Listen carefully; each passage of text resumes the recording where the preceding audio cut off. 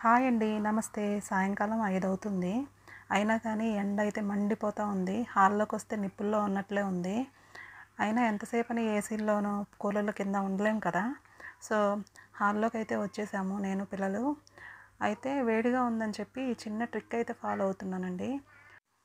ఏదైనా cotton bedsheet కానీ, లేకపోతే ఇలా కాటన్ శారీని మేమైతే బేబీ బ్లాంకెట్‌లాగా కుట్టామనమాట. అది తీసుకున్నాను కిటికీకి కవర్ అవుతుందని. సో, దీన్ని బాగా తడిపేసేసి కొంచెం పిండేసి ఇలా కట్టేసాననమాట. క్లిప్స్ పెట్టాను. ఎండ వేడి సెగలైతే తగ్గిపోయాయి. ఫ్యాన్ గాలి కూడా చల్లగా వస్తుందనమాట. ఈ టిప్ చాలా బాగా పనిచేస్తుందండి. Hi friends. ఈరోజైతే అందరికీ ఉపయోగపడే ఒక మంచి టిప్‌నైతే షేర్ చేస్తున్నాను. మిక్సీ జార్‌లో మనం ఇడ్లీ పిండికో, దోస పిండికో పప్పులు వేసుకుంటూ ఉంటాము. అయితే అది మిక్సీ హీట్ అయిపోతూ ఉంటుంది. అలా హీట్ అవ్వకుండా ఉండాలంటే మనం ఎప్పుడు కూడా చిల్లుడు వాటర్, చల్లని నీళ్లు పోసుకొని మిక్సీ వేసుకుంటే అది హీట్ అవ్వకుండా ఉంటుందండి. అలాగే మిక్సీ జార్‌లో హాఫ్ కంటే ఎక్కువ మనం కెపాసిటీ వేసుకోకూడదు పప్పు అవి. అలా వేసుకుంటే మిక్సీ స్ట్రక్ అయిపోతుంది. అలాంటప్పుడు మళ్ళీ ఇలా రెడ్ కలర్ బటన్ ఉంటుంది కదా! అది నొక్కి రీసెట్ చేయాల్సి వస్తూ ఉంటుంది. అలా అవ్వకుండా ఉండాలన్నా, మిక్సీ ఎక్కువ కాలం మన్నాలన్నా మిక్సీ జార్‌లో హాఫ్ కంటే ఎక్కువ పప్పు వేయకపోతే పిండి తొందరగా మెదుగుతుంది.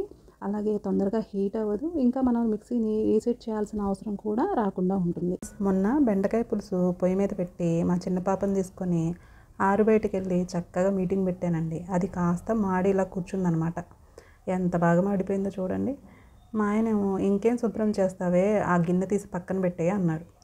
నేను చేసి చూపిస్తానని చెప్పి ఎలా క్లీన్ చేశానో చూడండి. దీనికోసం గిన్నె ఫస్ట్ స్టవ్ మీద పెట్టేసి నీళ్లు పోసానండి.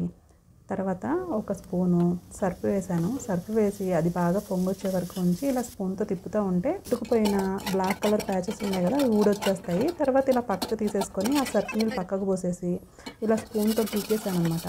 తర్వాత లాస్ట్లో కొంచెం ఉంటే దాన్ని స్టీల్ పీచ్ పెట్టేసి ఇలా రుద్దేశానండి. మనం ఎక్కువ కష్టపడక్కర్లేదు కానీ కొంచెం ఓపిక చేసుకొని తోమితే చక్కగా నీట్గా శుభ్రం అయిపోయింది. చూసారు కదా! Hi friends. మనం రోజు వాడుకునే కత్తులు, కత్తెరలు పదును కోల్పోవడం సహజమే కదండి. అలాంటప్పుడు ఈ చిన్న టిప్ కనుక ఫాలో అయితే చక్కగా మనం వాటిని కష్టపడకుండా ఇంట్లోనే పదును పెట్టుకోవచ్చు. మనం ఏదైనా క్యాండిల్ని కానీ, ప్రమిదను కానీ పెట్టుకొని ఫస్ట్ ఇలా కొంచెం ఒక 10 సెకండ్స్ పాటు అటు ఇటు ఆ చాకుని వేడి చేసుకోవాలి. ఇప్పుడు మన ఇంట్లో ఉండే ఏదైనా కాఫీ కప్పుని తీసుకొని సిరామిక్‌ది దానికి వెనక వైపు ఇలా బోర్లించేసుకొని దానిపై ఇలా చాకుని రుద్దుకోవాలి. ఇలా రబ్ చేసుకుంటే గనక చాకు త్వరగా పదునవుతుందండి. చూసారు కదా ఎంత బాగా కట్ అవుతుందో. బాగా నల్లగా మారిన వెండి పట్టీలను చాలా తేలిగ్గా ఎలా శుభ్రం చేసుకోవాలో చూపిస్తున్నానండి. దీనికోసం అయితే కోల్గేట్ టూత్‌పేస్ట్‌ని తీసుకున్నాను. ఇప్పుడు దీన్ని పట్టీలకి బాగా అప్లై చేసేసుకోవాలి. కొంచెం ఎక్కువగానే అప్లై చేసుకున్నాను. ఇప్పుడు వీటిని బాగా వేడిగా ఉన్న నీళ్ళల్లో వేసేసేసుకొని ఒక 10-15 నిమిషాల పాటు అలా పక్కన పెట్టేసుకోవాలి.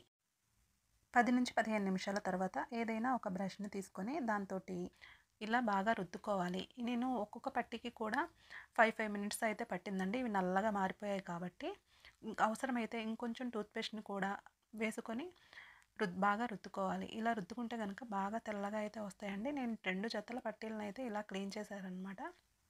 టిప్ నచ్చితే please like, save and share.